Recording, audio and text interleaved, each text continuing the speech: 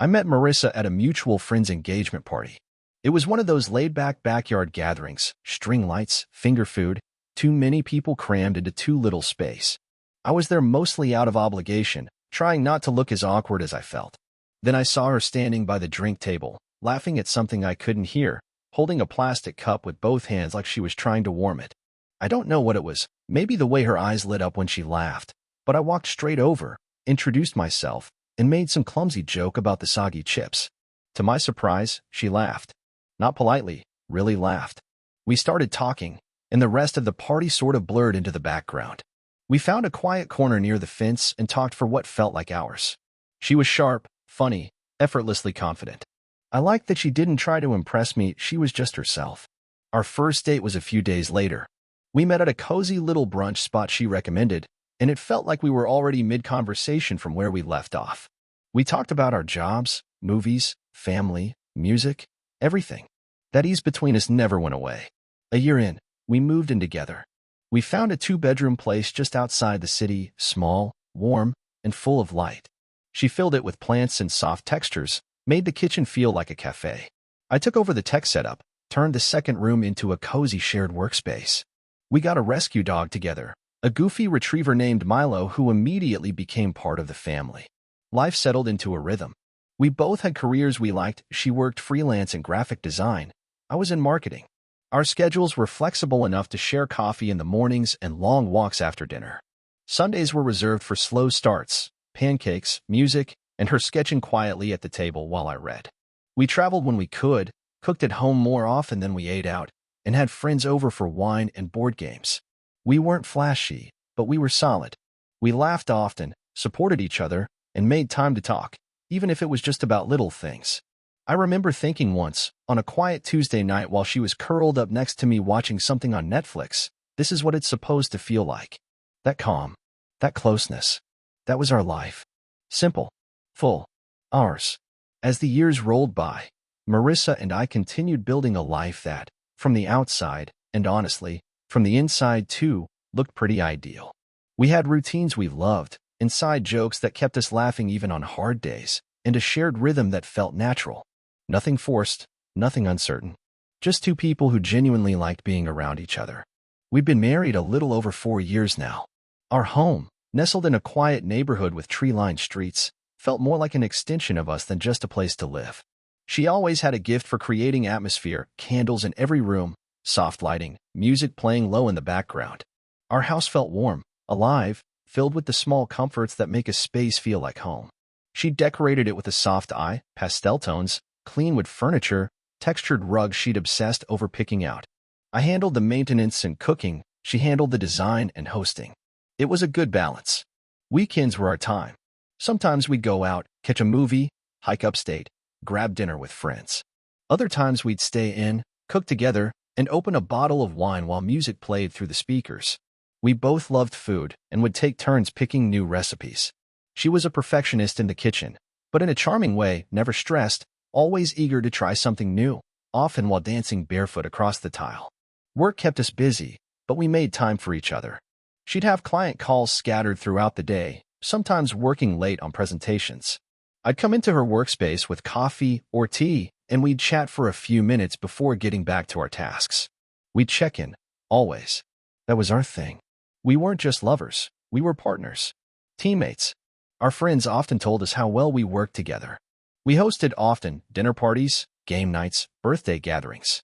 Marissa loved curating the details, from table settings to playlists. I loved seeing her in her element, confident and social, making everyone feel like they belonged. She had that kind of effortless charisma that made people feel drawn to her. It used to fill me with pride. There were talks, off and on, about kids. Nothing set in stone. Just late-night conversations wondering what that chapter might look like. We agreed we weren't quite there yet, but it was on the horizon. Part of the plan. And I really did believe we were heading there together. We had our minor disagreements, of course. Who doesn't? But never anything serious. Never anything that made me question us. She was still affectionate, still thoughtful. She'd leave little notes in my lunch sometimes, send me text out of nowhere just to say she missed me. She called me her best friend. And I meant it when I called her mine. That was our life, structured, meaningful, full of love and laughter. We built something steady, something we both seemed proud of. And I had no reason to think it wouldn't last. By the time we reached our 5th year of marriage, our life had settled into something that felt deeply comfortable. Not boring, just familiar in the best way. The kind of life that doesn't need fireworks every day because it's built on something real. We had our rituals, our spaces, our rhythm. It felt like a partnership that had grown stronger over time, not weaker. Marissa had taken on more freelance clients, and her schedule was often packed with branding meetings, mood board presentations, and late-night design revisions. I admired how passionate she was about her work. She could talk about color theory and client psychology for hours, and I'd sit and listen, even if I didn't understand all of it.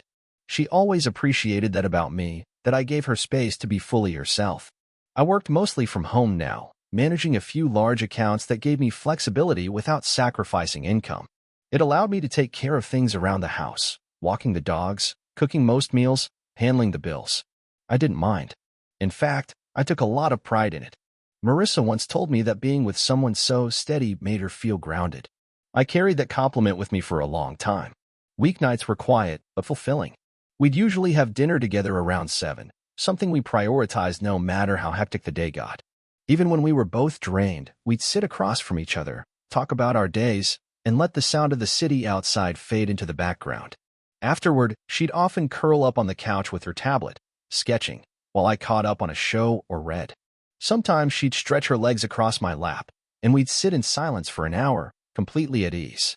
We had favorite spots around town, our coffee shop, where they knew our order without asking. The bookstore we wandered on lazy Sundays. A little bench in the park 2 blocks away, where we'd sit during long walks, sipping iced tea and watching the world go by. These were our places. Our moments. Marissa still surprised me sometimes.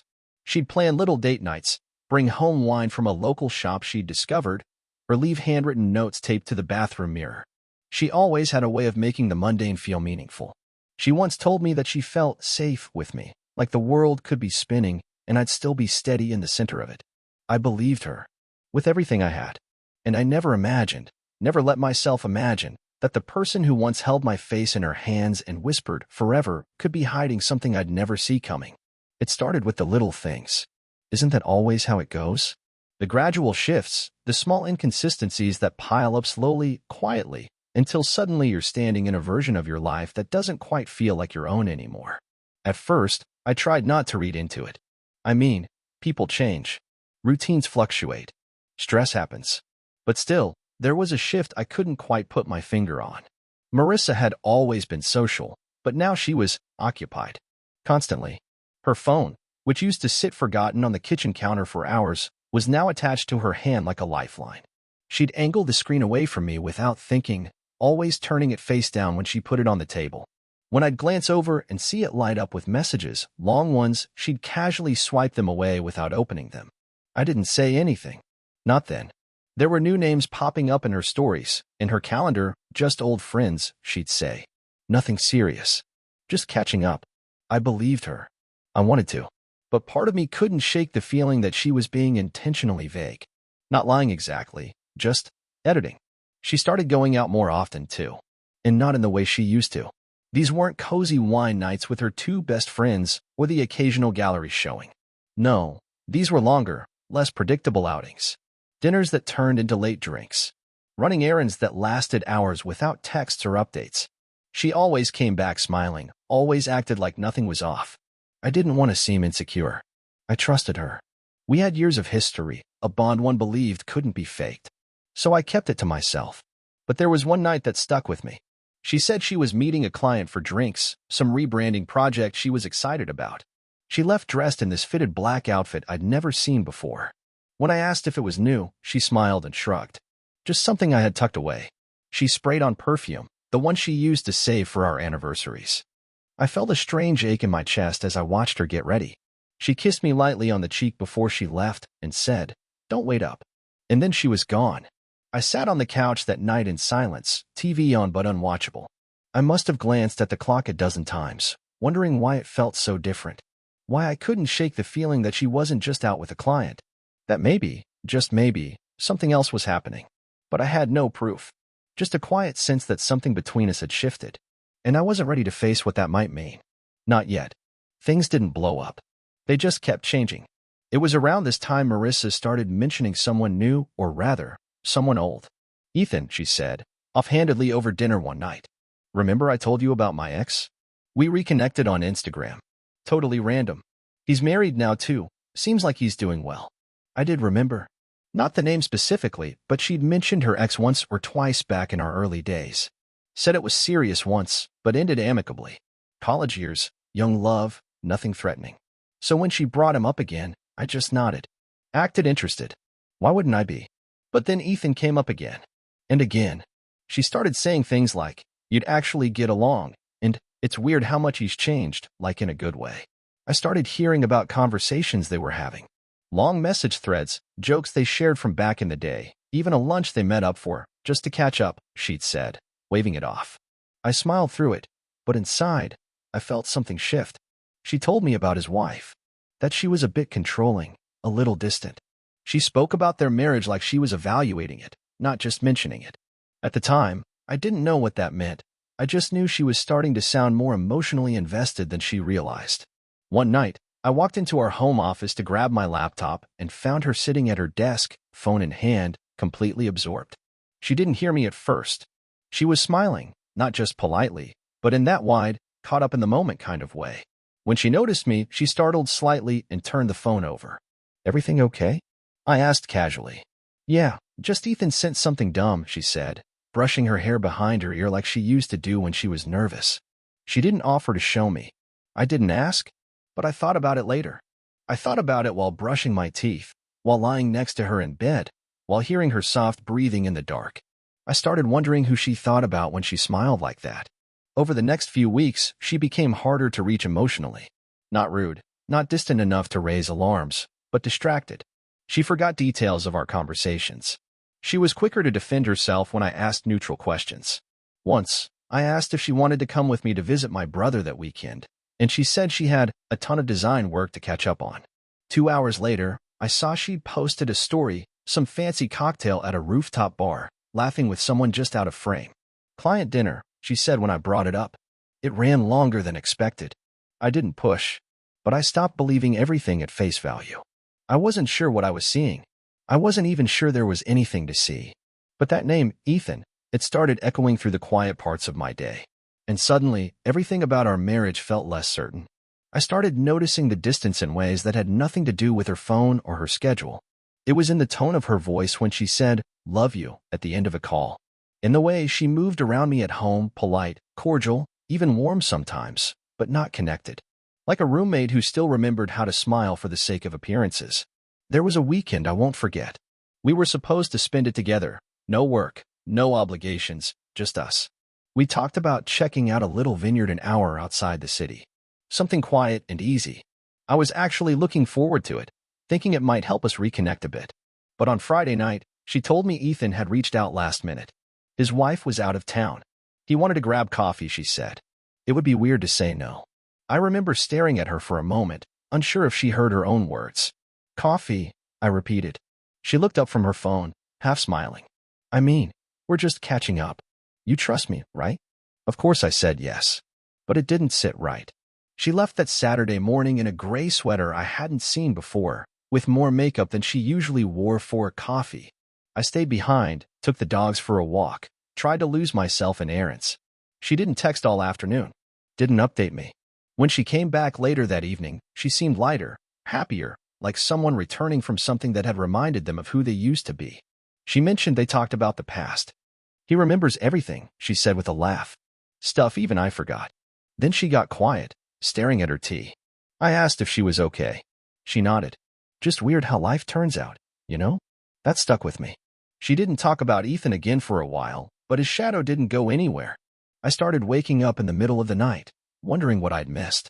I'd look over at her, asleep beside me, wondering what part of her wasn't fully here anymore. I didn't snoop. I didn't go through her phone. I wanted to trust her. I really did. But my gut was talking now, and it didn't know how to shut up. One night, I saw her step out onto the balcony with her phone pressed close. I watched from the hallway as she whispered into the screen, laughing softly. She paced a little, paused, nodded like she was listening carefully. She stood there for 20 minutes. Came back in, smiled at me, and asked if I wanted anything from the kitchen like nothing had happened. I said no. I didn't know how to say, "Who was that?" without sounding accusatory. I didn't want to be that guy. But something inside me knew, whatever that call was, it wasn't casual. Something was unfolding. And I wasn't part of it. Our 6th wedding anniversary came up in late spring. I remember it clearly because the weather was perfect, cool breeze, skies so clear it looked fake. I had taken the day off work in advance, planned a little getaway for the weekend. Just the two of us, a quiet cabin outside the city, no Wi-Fi, no distractions. Something to help us reconnect, to feel like us again. I told myself this was the kind of thing people in long-term marriages had to do. Put in the work, make the effort, reset the clock now and then. She seemed excited when I brought it up, or at least acted like she was. "A weekend off-grid sounds amazing," she said, kissing me on the cheek. I've been dying to unplug for a bit. But even as she said it, she was holding her phone in one hand, replying to someone with rapid-fire thumbs. I wanted to ask who it was, but I didn't. I told myself not to become suspicious of every notification. We drove up Friday afternoon. The place was beautiful. Wood cabin, small lake nearby, big windows, and a fireplace. Everything about it should have made us feel close. And at first, it did. We cooked dinner together that night, laughed over wine, even curled up under a blanket by the fire. For a few hours, it felt like we had found the version of ourselves I'd been missing. But late that night, when I was brushing my teeth, I heard her voice faintly, whispering. I crept to the bedroom doorway and saw her on the floor near the window, her back to me, phone pressed to her ear, voice low and quiet. I didn't interrupt. I walked back into the bathroom and shut the door, waited 5 minutes, then came out. She was under the covers, phone face down on the nightstand. "Everything okay?" I asked. She nodded quickly. "Yeah, just checking in with a client." Her eyes didn't quite meet mine. I didn't push. The rest of the weekend passed in a haze of almosts. Almost comfortable. Almost real. She was affectionate, but distracted. Present, but distant. I'd wake up and catch her already texting, or find her stepping outside with some vague excuse, just clearing my head, or checking Signal. I told myself maybe I was being paranoid. Maybe work was just intense. Maybe she was just trying to juggle too much. Still, a part of me couldn't help noticing how much lighter she seemed when she wasn't with me. She laughed more at her phone than she did during our conversations. She took more selfies alone than she did with me. And when I looked at her sometimes, really looked at her, I saw a woman who seemed more like someone preparing for something than someone enjoying what she had. We came home Sunday night. She thanked me for the weekend, called it sweet, and kissed me like she meant it. But I couldn't shake the sense that something behind her words was already somewhere else. Somewhere, or with someone, I hadn't yet dared to name. It was a Thursday, late summer, one of those muggy days where the air feels heavier than it should. I wasn't supposed to be home. A last-minute client canceled, and rather than sit in traffic on the way to the office, I decided to go back home, surprise Marissa with lunch. I remember stopping by the little deli near our place, the one that makes those spicy turkey paninis she loves. I even grabbed an iced tea and a chocolate chip cookie she always pretends not to want until I hand it to her. Our driveway was empty when I pulled in. That wasn't unusual. Marissa sometimes took the train to meet friends or clients downtown. I unlocked the front door, stepped inside, and instantly felt something was off. It wasn't anything dramatic. Just quiet. Too quiet. Our dogs weren't barking, which was strange. They always barked when anyone came in. I dropped the food on the kitchen counter and called her name. No answer. I figured she might be in the shower, so I headed upstairs. As I got closer to our bedroom, I heard movement. Soft, muffled. A laugh that didn't belong to me. I stopped cold. It was like my body recognized what was happening before my brain caught up. I walked down the hall, each step feeling heavier than the last. The bedroom door was slightly ajar. I pushed it open, and there they were. Marissa, in bed, tangled in sheets, her back to me. And him, Ethan. Her ex shirtless, startled, turning his head like a deer caught in headlights. Her mouth dropped open, eyes wide with shock. She tried to pull the blanket over herself, mumbling something, words I didn't hear, or maybe just didn't care to register. For a moment, I couldn't move. I just stood there, staring at the two people who had no business being in that room together. My room. Our bed. The one we'd shared for years. Ethan started to say something. I didn't care what. I turned around and walked out. No yelling. No breakdown. Just silence. My heart wasn't racing, it was slowing. Like my body was preparing for something colder than rage. I walked back downstairs, picked up the bag of food I'd brought for her, and threw it straight into the trash. I stood in the kitchen for a long time, listening to the quiet house, hearing every sound that wasn't hers. And then I went back upstairs, slowly, methodically. I opened the bedroom door again, not to speak, not to argue, but to look her in the eyes. "You need to leave," I said, my voice steady. She stammered. "Please, let me explain." I didn't answer. I didn't have to. Because the image of them, together in our bed, said everything I would ever need to know. I didn't scream. I didn't throw anything. I didn't even look at them again as I walked to the closet and grabbed a small overnight bag. Marissa was crying, I think, at least. I remember hearing her voice wobble, her trying to piece together some excuse, some reason. Ethan stayed quiet, probably knowing there was nothing he could say that wouldn't make it worse. Good. I didn't want words. I wanted them gone. I told them both, clearly, without raising my voice, "You have 5 minutes to get dressed and get out. I don't care where you go, just not here. Not anymore." I left the room before they could respond. I didn't wait for apologies. I didn't ask questions. I went downstairs and sat at the kitchen table while they scrambled around upstairs, the sound of rushed movement and zippers filling the space like background noise to a life I no longer recognized. They left together, awkward, heads down, avoiding eye contact. Marissa tried to speak as she reached the door. I held up a hand. She stopped. Then she walked out, and I closed the door behind them. Just like that. I called the locksmith an hour later. By evening, the locks were changed. The garage code was reset. The alarm reprogrammed. I gathered her things, every last piece of clothing, jewelry, makeup, framed photo. I packed it all neatly, left it on the porch with a note. "Pick it up before sunset tomorrow." After that, it's gone. Then I sat down at my desk, pulled up my laptop, and did something I didn't think I'd ever do. I looked up Ethan's wife. She wasn't hard to find. Social media made sure of that. I sent her a short, respectful message. "I thought you deserved to know. Your husband and my wife have been seeing each other. I walked in on them today. I'm sorry." She responded within the hour. We talked. Compared notes. It turned out this wasn't the first time Ethan had strayed, just the first time it had reached our doorstep. She was quiet, angry, hurt, and surprisingly, understanding. There was a strange kind of connection in our shared betrayal. Two strangers pulled into the same wreckage. That night, she came over. We talked. For hours. It wasn't planned, and it wasn't something I thought I'd do. But when it happened, it felt less like revenge and more like release. She kissed me first, and I let her.